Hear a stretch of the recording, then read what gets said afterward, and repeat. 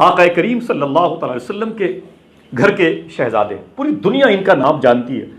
بھائی تابش بھائی کہتے ہیں کہ جب تک حضور غوث پاک کا ذکر نہیں ہوتا سکون نہیں ملتا۔ کیوں؟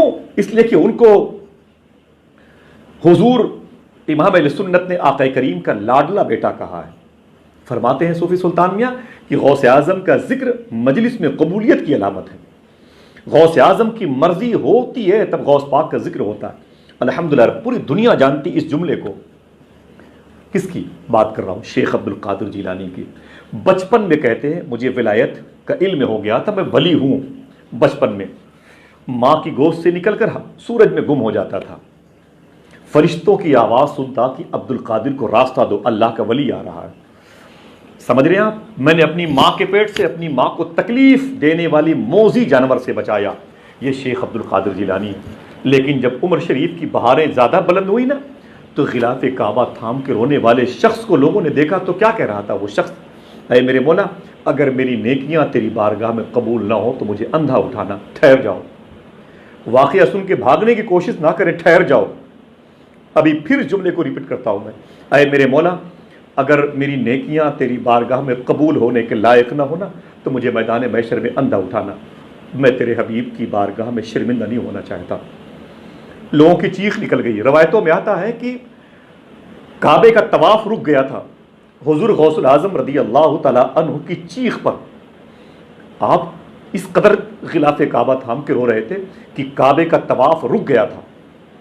اللہ اکبر، چیخ رہے، اے میرے مولا، اے بار الہ، مجھے اندھا اٹھانا اگر میری نیکیاں تیری بارگاہ میں قبول نہ ہوئی ہوں۔ بعد میں لوگوں نے جب آپ کے سر مبارکہ سے ایک کپڑا ہٹایا تو چیخ مار کے لوگ رونے لگے۔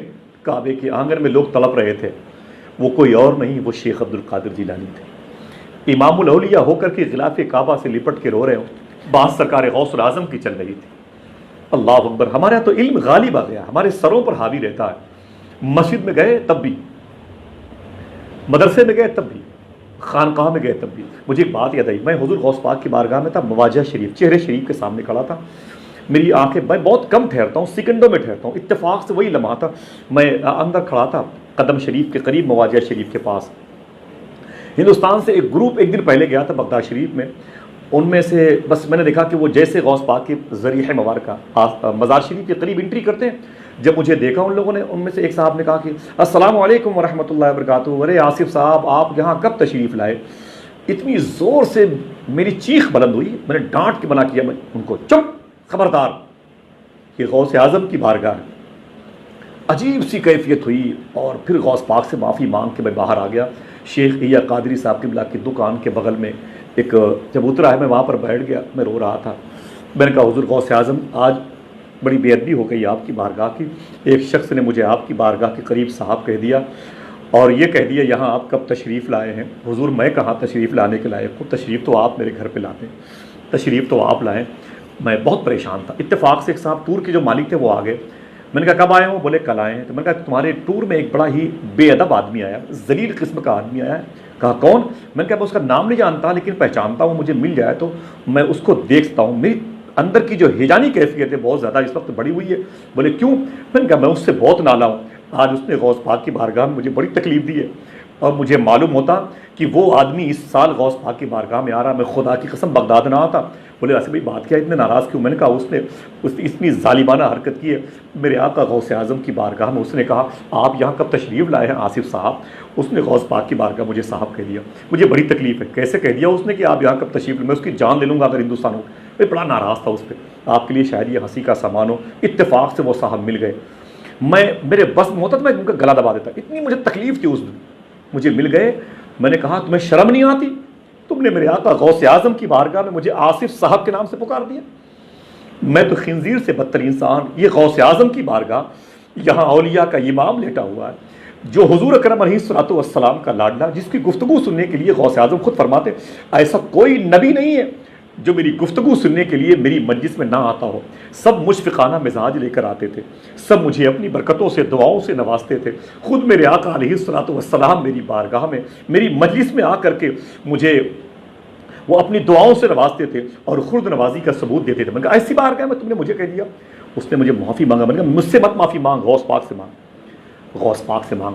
تو کہنے کا مطلب ہے کہ انکساری ضروری ہے۔ حضور کی بارگاہ میں محمود غزنوی بادشاہ گیا تھا، مدینہ شریف میں محمود غزنوی بادشاہ گیا تھا۔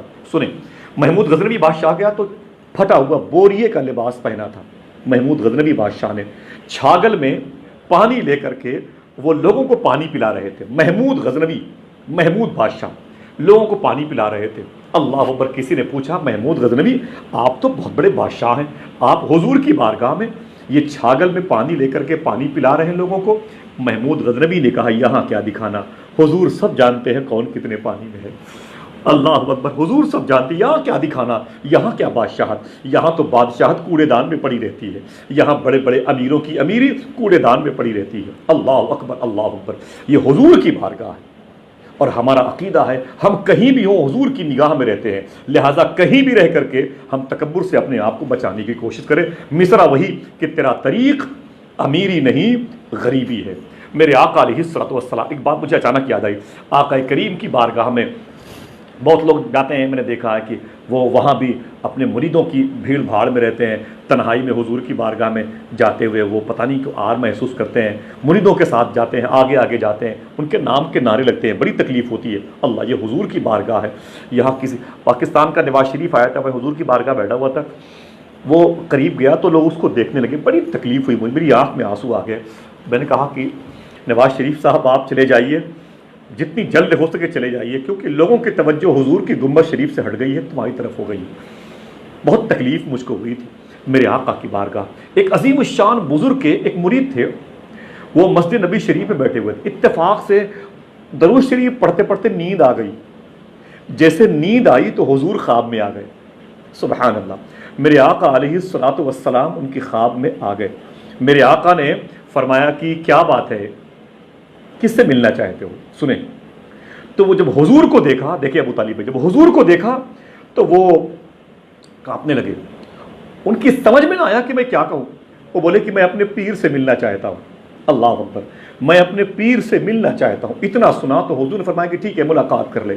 اتفاق سے ان کے پیر بھی حضور کی بارگاہ میں جا رہے تھے، اور بیر علی کے پاس مدینہ شریف سے 17-18 کلومیٹر کے دور فاصلے پر جہاں امی عائشہ کا ہار گم ہوا تھا، جہاں کرامت علی شہیدی کی مزار شریف ہے، وہاں پر وہ پہنچے ہوئے تھے۔ مرید پہلے حضور کی بارگاہ تک پہنچ گئے تھے، کہتے ہیں کہ مجھے اپنے پیر سے ملنا ہے۔ فرمایا حضور نے کوئی بات نہیں، ملاقات کر لے، چلے گئے۔ اب وہ اور پسینے سے شرابور ہوئے، حضور خواب میں آئے تھے، پھر عمل کیا استخارے کا، پھر حضور آ گئے درود پڑھتے پڑھتے، پھر فرمایا کیا بات ہے، کس سے ملنا ہے؟ پھر ان کی زبان سے نکلا کہ مجھے اپنے پیر سے ملنا ہے۔ حضور کے چہرے مبارک پر جلال کے اثرات آئے، فرمایا مل لے، اپنے پیر سے مل لے، اپنے پیر سے مل لے۔ سمجھ رہے ہیں؟ تیسری مرتبہ پھر وہی کیفیت ہوئی، پھر وہی کیفیت ہوئی۔ جب کیفیت ہوئی تو حضور جلال کے عالم میں تھے۔ حضور خواب میں پھر تشریف لے، فرمایا کیا بات ہے، کس سے ملنا چاہتے ہو، کام کیا ہے؟ تو اس نے پھر کہہ دیا کہ مجھے اپنے پیر سے ملنا ہے۔ حضور نے اپنا ہاتھ، یہ میرا دائنا ہاتھ ہے، میں اگر کبھی گلاس بھی اٹھا کے اسے پیوں تو آپ یہ مت سمجھے کہ یہ میرا میں بائیں ہاتھ سے پانی پی رہا ہوں، وہ ایسا اسکرین کے پلٹنے کی وجہ سے نظر آتا ہے۔ حضور نے اپنا داہنا ہاتھ ان کی گردن پہ رکھا یوں، اور رکھ کے دھکا مارا، فرمایا جا مل لے اپنے پیر سے، جا مل لے اپنے پیر سے۔ سمجھ رہے ہیں آپ؟ اتنا کہنا تھا کہ ان کی آنکھ ہوئی تو کیا دیکھا کہ وہ بیر علی میں تھے، حضور کی بارگاہ سے اٹھ کر کے اپنے پیر کے قدموں میں تھے، اور ان کے پیر کا چہرہ اتنا سرخ تھا کہ لگ رہا تھا کہ اپنے اس جلال والے چہرے کے انگاروں میں مرید جل کے بھسم ہو جائے گا۔ جیسے مرید کو اپنے پیر، اس پیر نے اپنی بارگاہ میں دیکھا، گریبان پکڑ کے کھڑا ہو گیا، کہا ظالم، برسوں کی محنت میری برباد ہو گئی، راتوں کو اٹھ کے حضور کی بارگاہ میں درود پڑھنے کا عمل تو نے ضائع کر دیا، حضور کو یاد کر کے مصلی نہ جانے کتنی مرتبہ میں نے بھگوئے ہیں، آج تو نے وہ سارا میرا عمل ضائع کر دیا۔ اس نے کہا حضور معاف فرمائے، میری سمجھ میں نہیں آ رہا میں کیا کروں، میں نے کیا خطا کی ہے؟ پیر نے کہا ظالم کہیں کہ تو نے حضور کی بارگاہ میں مجھے کیسے یاد کر لیا؟ جب تجھے حضور نے کہا تھا کس سے ملنا ہے تو کہتا حضور میری منزل تو آپ کا قدم شریف ہے، میری نشانی تو بس آپ کے نالین کے نقش ہے، مجھے تو منزل ملنی تھی وہ آپ کی ذات ہے، تو نے حضور کی بارگاہ میں مجھے کیسے یاد کر لیا؟ تیری مجال کیسے ہوئی؟ برسوں کی میری ریاضت آج بہ گئی، تیری وجہ سے میں حضور کی بارگاہ میں راندا گیا، تیری وجہ سے میں حضور کی بارگاہ سے دھتکار دیا گیا، کہاں جاؤں گا؟ تو نے حضور کی بارگاہ میں مجھے کیسے یاد کر لیا؟ تیری مجال کیسے ہوئی؟ مرید پیر کا پاؤں پکڑ کے رو رہا تھا، اور پیر حضور کی بارگاہ میں معافی مانگ رہا تھا۔ अल्लाह अकबर। डॉक्टर इकबाल ने फिर क्या कहा, तेरा तरीक अमीरी नहीं फकीरी है, ये तुराबी सिफत है, मिट्टी की सिफत है। किस बात पर नाज करना भाई, किस बात पर घमंड करना। ट्रेन की टिकट अगर कंफर्म ना हो ना, ट्रेन का टिकट कंफर्म ना हो तो क्या हम बताएंगे कि हम बहुत बड़े शायर हैं? जब भूख लगेगी हमको, खाने को कुछ ना मिलेगा, तो क्या हम बताएंगे पेड़ पौधों से तुम्हारी औकात क्या है? इतने बड़े शायर को तुम फल नहीं दे सकते?